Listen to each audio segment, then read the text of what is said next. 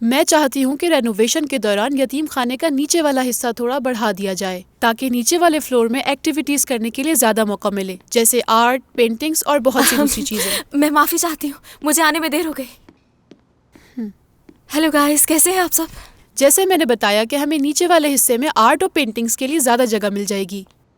मुझे लगता है कि इस फील्ड को यूज करके नीचे गार्डन या एक्टिविटी एरिया टाइप का कुछ बनाया जा सकता है, और इसके अलावा वहाँ जरूरत पड़ने पर किसी भी किस्म की वर्कशॉप्स वगैरह भी प्लान की जा सकती है। अच्छा ख्याल है, क्योंकि बच्चों को 4 दीवारी के बाहर बहुत कुछ सीखने को मिलता है। बाहर उन्हें आजादी क्या होती है ये पता चलता है। अलारा, तुम कंटिन्यू करो, मैं अभी आता हूँ। वर्कशॉप के साथ साथ हमें स्पोर्ट्स के लिए भी कुछ जगह चाहिए। रुकिएगा, आगे बढ़ने से पहले मुझे एक बात पूछनी है। आर्ट वर्कशॉप के लिए कितने सीट्स की जरूरत होगी और किन इंतजामात की? अब इन सवालों के जवाब देने के लिए मेरे पास ज्यादा वक्त नहीं है। ये मीटिंग खत्म करके हमें काम जल्दी शुरू करना है। अगर तुम्हें कुछ भी पूछना हो तो इनमें से किसी से पूछ लेना।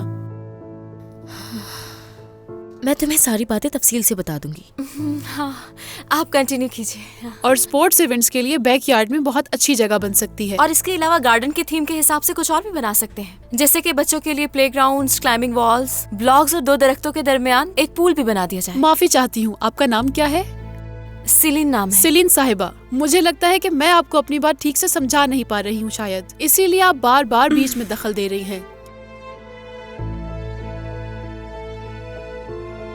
वैसे मैं हम सोच रही नोट्स के बारे में बात कर ले जो हमने मिलकर बनाए हैं, क्योंकि मेरा नहीं ख्याल कि तुम्हें कुछ भी समझ आया है। तुम्हारे आइडियाज पर हम दमीर के साथ बैठकर अलग से बात कर लेंगे, लेकिन फिलहाल अभी तुम्हें मेरी बात सुननी पड़ेगी। डिस्टर्ब करने के लिए माफी चाहती हूँ, लेकिन दमीर साहब ने सेलिन को बुलाया है। तो अब मैं मदाखलत नहीं करूंगी, तो आप ये मीटिंग जारी रख सकते हैं।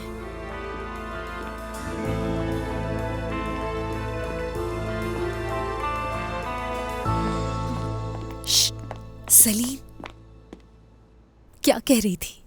वो दुनिया की सबसे समझदार औरत है और उसको किसी का आइडिया सुनना अच्छा नहीं लगता। वैसे दमीर ने क्यों बुलाया? यिल्दिरम साहब ने बुलाया है। उसने तो अपनी टीम बना ली है। अब मेरा क्या काम है? मुझे क्यों बुलाया है?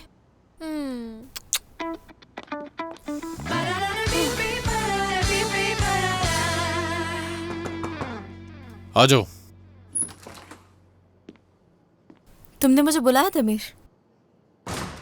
यिल्दिरम साहब को पहली प्रेजेंटेशन के दौरान तुमने गार्डन्स के बारे में कुछ भी ब्रीफ नहीं किया था। हाँ, बस उन्होंने इतना कहा था कि उन्हें इंटीरियर में चेंजेस चाहिए। लेकिन अब उन्होंने इरादा बदल दिया है। वो ये चाहते हैं कि हम उनके नए आइडियाज पर काम करके उनको कल तक सबमिट भी कर दें।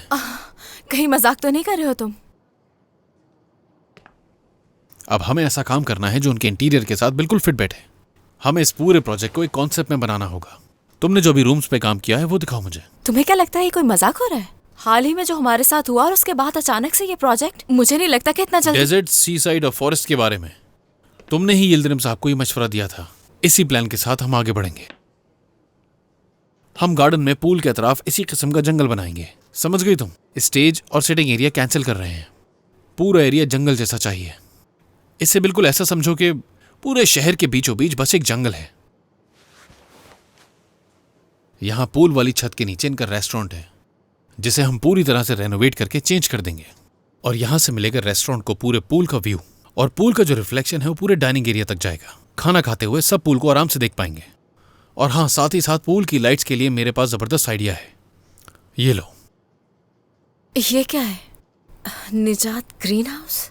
मर्फ से कहो कि इस होटल का प्लान लेके इस पते पे जाए और वहां निजात से बात करें और उससे पता करवाओ कि हमें कौन कौन से दरख्तों की जरूरत पड़ सकती है। तमाम अखराजात पता लगाओ और कितना जल्दी ये काम हो सकता है ये भी। और जब तुम्हारे पास ये तमाम मालूमात आ जाए तो अपनी प्रेजेंटेशन में ऐड कर लेना। ठीक है। अब तुम जा सकती हो सलीन। ठीक है। वो तुम आज जल्दी ऑफिस आ गए थे, कोई अच्छा होगा कि अपने काम से काम रखो और मुझसे फजूल सवाल मत किया करो। और हाँ, आइंदा कभी लेट मत आना। हाँ ठीक है, अगर आइंदा घर की लाइट जाए तो तुम मुझसे ठीक करवाना। ठीक है ना दमीर साहब?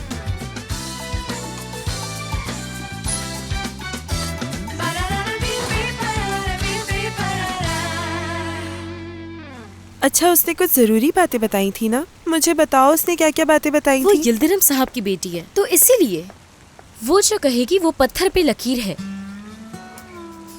क्या मतलब? वो कह रही थी कि हम छोटे लोग ये बात नहीं समझ सकते। सिर्फ बड़े ही लोग इस तरह के प्रोजेक्ट्स करते हैं, हमें वो ज्यादा अहमियत नहीं देती।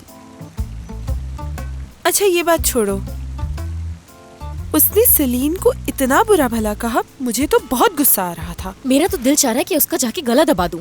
सेलीन को आखिर ऐसा कैसे कह सकती है?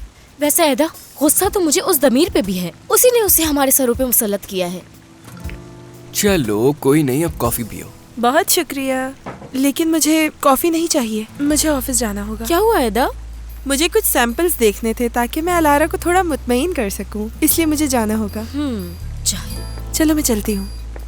मेरी मदद चाहिए तो साथ चलूं? अरे पहले ये पी लो वरना ठंडी हो जाएगी, बाद में मदद कर लेना। अच्छा ठीक है, कॉफी पी लेती हूँ मैं बैठकर, लेकिन कल रात के बारे में कोई बात नहीं करेंगे, यानी कोई किसी से कुछ नहीं पूछेगा। बिल्कुल, हम कल की कोई बात नहीं करेंगे, हम आज में जिएंगे और यही हमारे लिए ठीक रहेगा। ओके? हाँ।